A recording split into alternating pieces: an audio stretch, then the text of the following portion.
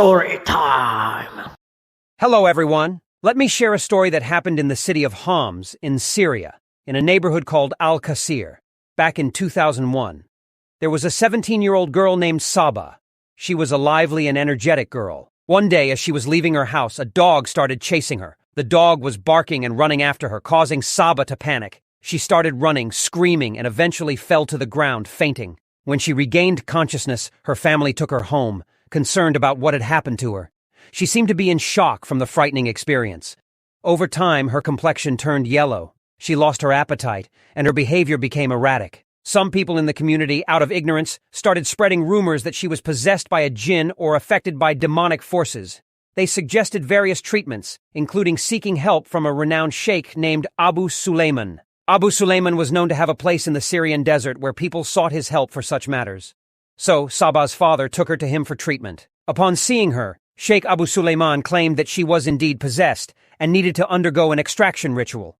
He instructed that she stay with him for over 10 days for the jinn to be expelled. So, on the third day, Sheikh Abu Suleiman tells Sabah's father that she needs to stay with him for over 10 days so he can remove the jinn inside her.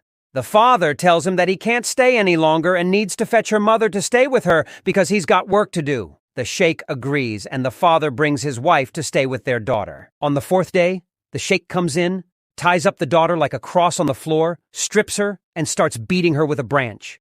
Every other day, he beats her, and she was screaming and crying, begging her mother to get her out of there and that she had nothing at all. But the mother was too scared of Sheikh Abu Suleiman to speak up, and his reputation, fearing his anger and curses.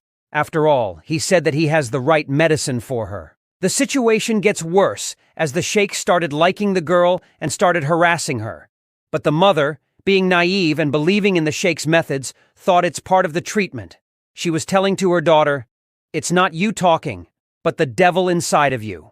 10 days pass, and the father returns, only to see that his daughter is tied up, beaten up, and in light clothing.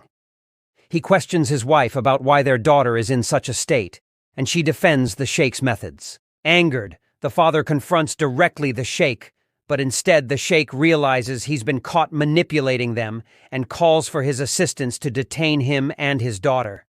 They tie up both of them like crosses on the floor and start beating them until they die. Since there were no news of the father for 3 or 4 days, the mother and her sister-in-law and the sister-in-law's husband decided to go back to the sheikh's house.